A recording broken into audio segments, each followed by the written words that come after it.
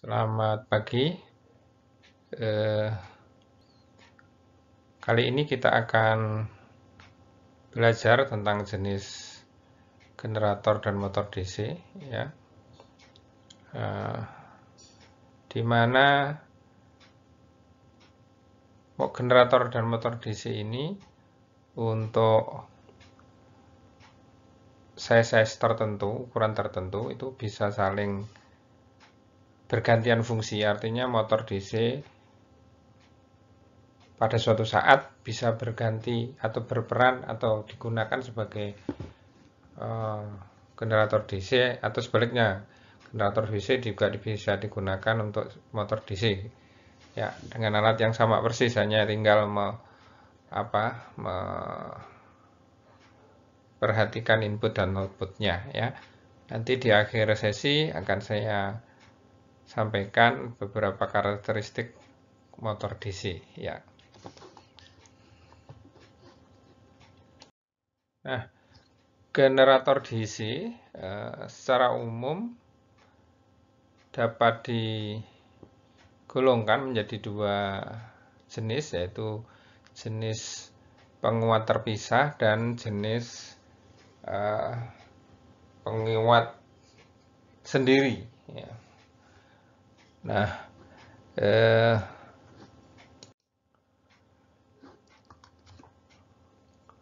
ya, sekarang coba perhatikan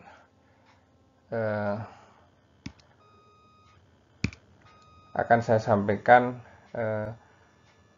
apa yang dimaksud, ya. Jadi seperti kita ketahui bahwa generator DC itu kan punya dua bagian yang diam disebut stator dan bagian yang bergerak yang disebut sebagai rotor, ya. Ini stator, ini rotor, ya. Nah, kalau jenis penguatan terpisah, stator yang di sini ada kumparan stator yang untuk membangkitkan medan, ya, ini untuk membangkitkan medan listriknya itu diambil dari sumber luar, ya. Ini dari sumber luar, ini dari sumber luar, apakah itu baterai atau generator lain, yang gitu misalnya. Nah, tetapi kalau untuk generator dengan penguatan sendiri, ya, ini medannya ini diambil dari sebagian listrik yang dihasilkan, ya, dari EA, ya. Nah, ini menarik karena alat yang digunakan untuk membangkitkan listrik tetapi memerlukan listrik, ya.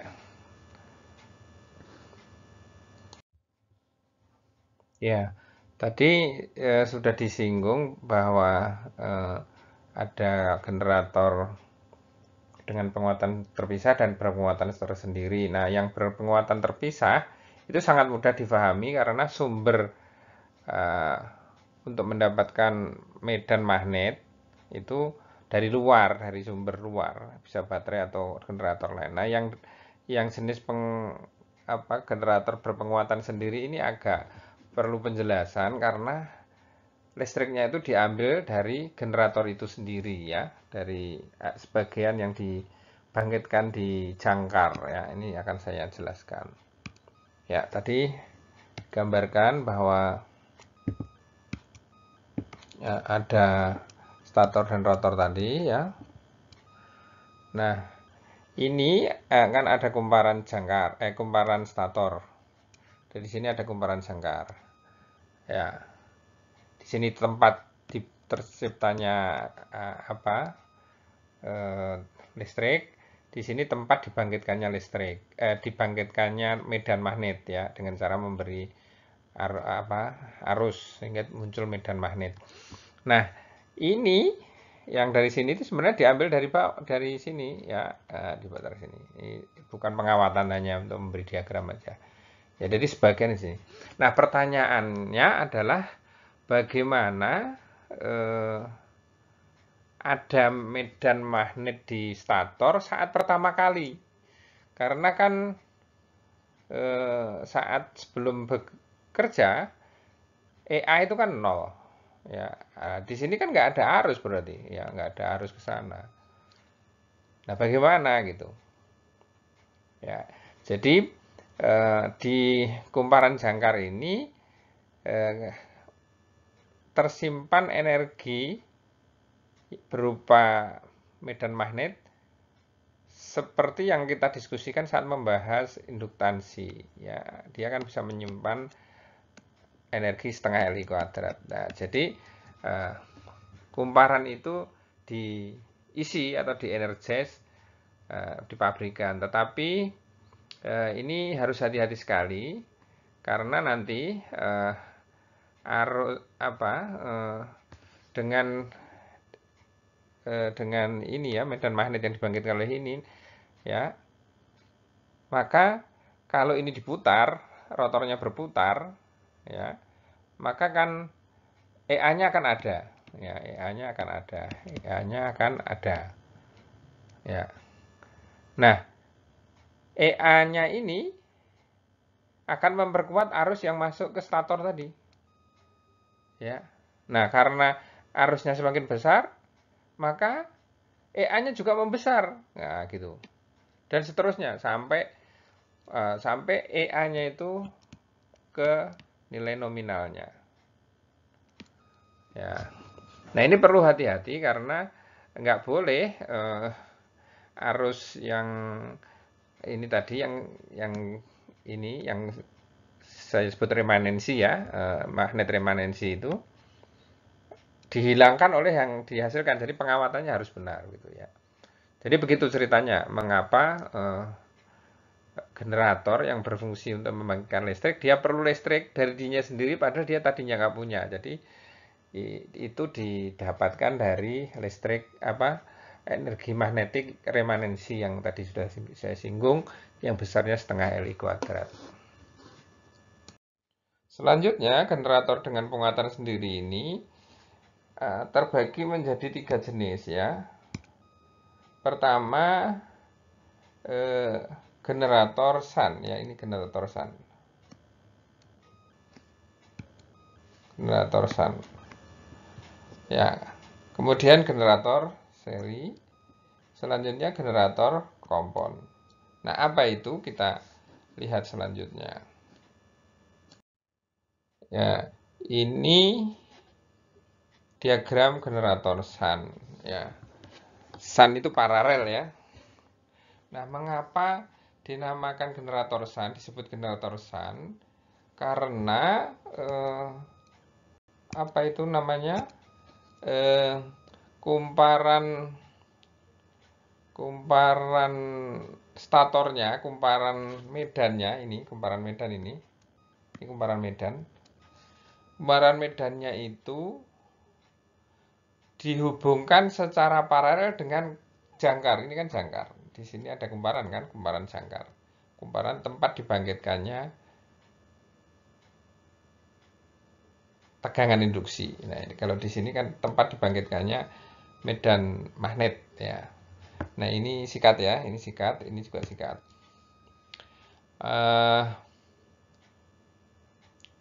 Itu penamaannya.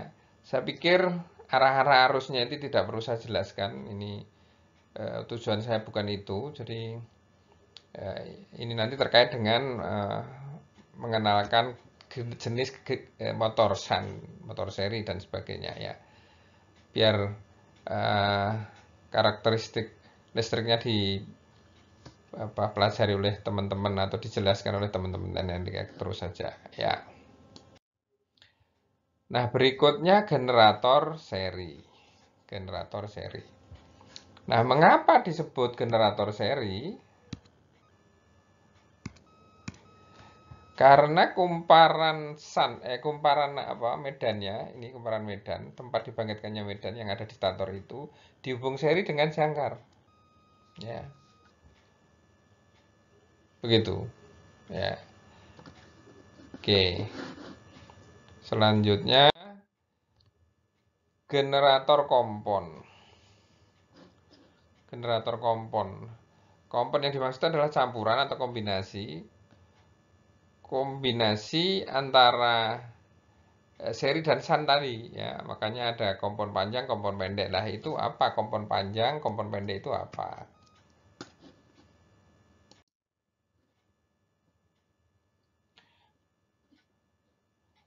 Nah, ini generator kompon panjang. Kompon panjang, hilang sedikit anunya judulnya ya. Mengapa disebut kompon panjang? Karena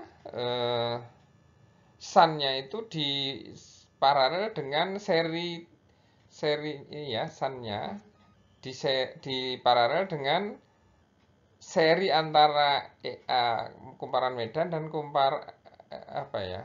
Jadi selain medan itu juga ditambahi kumparan seri gitu loh. Jadi double ya.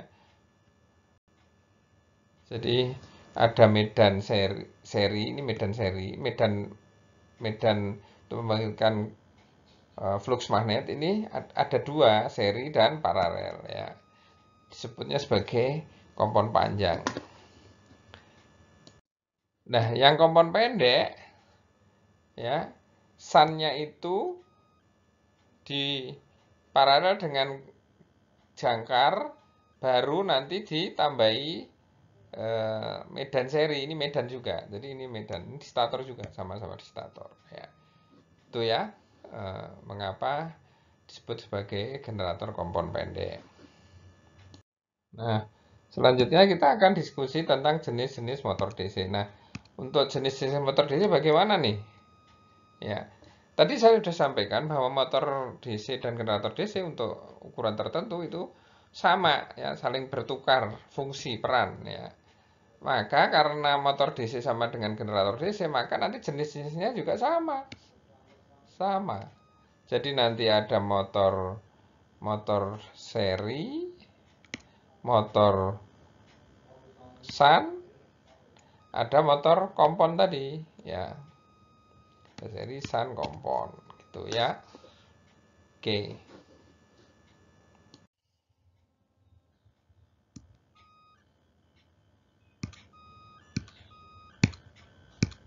Nah, selanjutnya kita akan jelaskan karakteristik motor-motor tadi. Kan ada motor shunt, motor seri, motor kompon tadi. Karena sama kan jenisnya dengan generator. Nah, di sini sudah nampak grafik. Ada dua sumbu yang tegak itu merepresentasikan kecepatan ya, dan yang mendatar merepresentasikan arus ya. Arusnya ini arus jangkar ya, arus jangkar ya, IA dan N. Ini N, ini jangkar ya. Nah,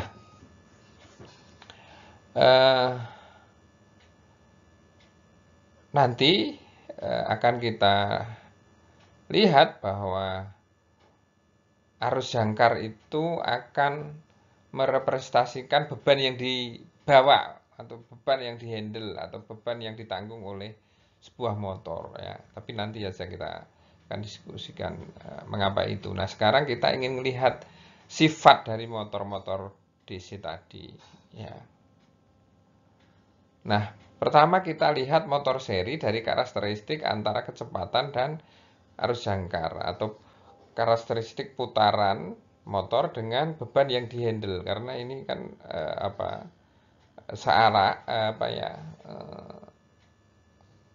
mirip dengan atau merepresentasikan dengan beban.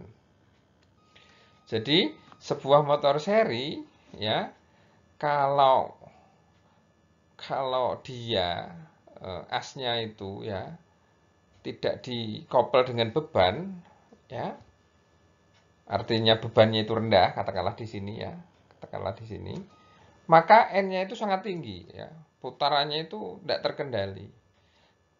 Tetapi kalau bebannya besar, N-nya itu turun ya, N-nya turun, ini kan turun nih, N-nya kan turun, ya kan?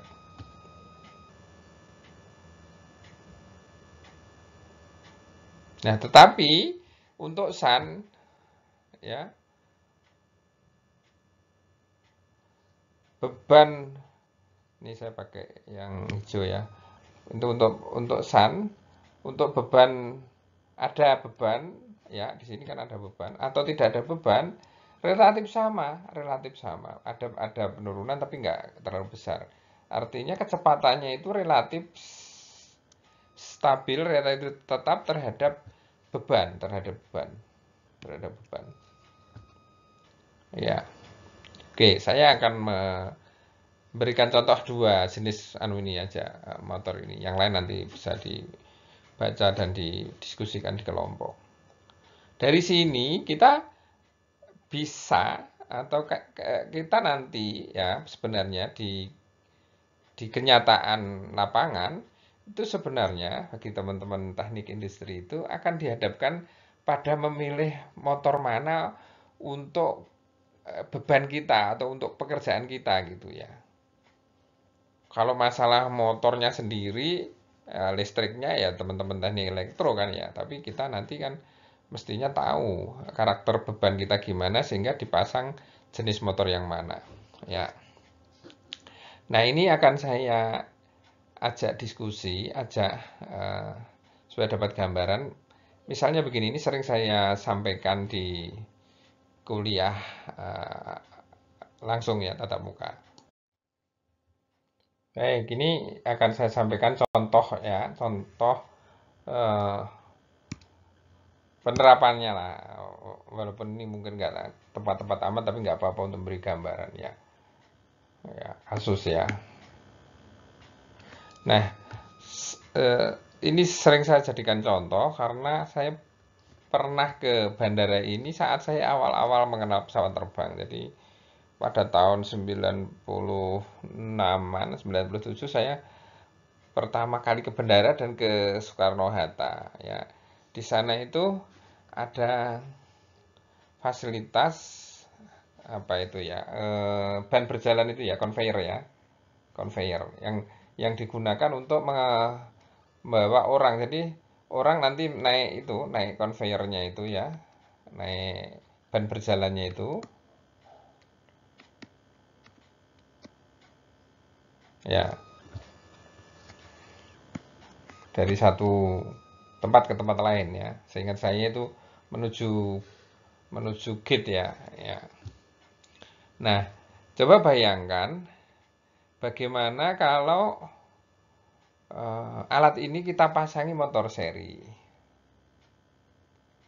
Seri. Nah, apa yang terjadi gitu ya, akan kita diskusikan ya. Tadi motor seri itu antara N dan IA, antara N dan beban tadi kan kalau ada beban dia akan cenderung rendah, kalau tidak ada akan cenderung tinggi. Nah, ini gimana gitu ya. Nah, katakanlah pagi-pagi begitu, dinyalakan belum ada penumpang kan kenceng tuh ya. Nah, kalau kenceng gimana orang mau naik ya gitu. Oke lah, mungkin dipegang gitu ya atau digundeli itu bahasa Jawanya. Nah, kemudian orang pada naik, kemudian ada satu punya kepentingan sendiri, dua sendiri dan sebagainya gitu. Tiba-tiba yang situ tinggal satu orang. Nah, gimana kejadiannya nanti kalau dia oh, kembali kencang? Nah, orang itu kan bisa jatuh ya, dan sebagainya. Ini bukan berarti conveyor pakai motor seri, enggak ya. Ini hanya untuk ilustrasi saja ya. Nah, ini saya gunakan sebagai contoh bahwa kalau kita mau pakai motor DC, motor seri nggak tepat untuk jenis beban seperti ini ya. Akan lebih tepat kalau menggunakan motor DC karena motor DC tadi antara ada beban atau tidak ada beban relatif tetap kecepatannya ya. Gitu ya. Nah, lalu motor seri untuk yang seperti apa gitu ya.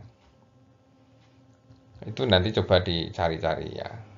Nah, kemudian harus diketahui juga motor seri tadi kalau tidak ada apa-apa kan, tidak ada beban kan kecepatannya tak terhingga ya, tak terkendali. Nah, ini nggak boleh sebuah motor seri itu di start, dijalankan awal, tanpa di handle, artinya shaftnya, asnya tanpa dihubungkan, dikoppel dengan beban ya. Kalau nggak ada beban sama sekali kok tinggi banget tuh ya, nggak boleh ya. Karena kalau seperti itu nanti kan putarannya tinggi banget. Kalau putarannya tinggi banget, kalian masih ingat sentrifugal itu ya. Mana yang sentripetal, yang mana sentrifugal nanti dilihat. Nah, kalau kecepatan tinggi banget, nanti kan eh, apa kumparan apa ya, di motor itu kan ada kumparan. Nah, kumparannya itu kan akan cenderung terlempar keluar ya. Nah, itu kalau kan bisa rusak itu kumparannya ya, bisa misalnya biar buyar gitu ya. Gitu ya. Barangkali itu yang bisa saya sampaikan untuk materi jenis-jenis generator dan motor DC. Tetapi sebenarnya intinya saya ingin menjelaskan jenis motor DC dan karakter dari jenis-jenis itu. Nah, sementara generator tadi itu nggak saya bahas yang generator DC, yang motor generator seri gimana sebagainya karena memang bukan itu yang ini saya sampaikan. Itu tadi saya sampaikan karena kebetulan jenis-jenis motor DC sama dengan generator DC begitu. Oke, terima kasih.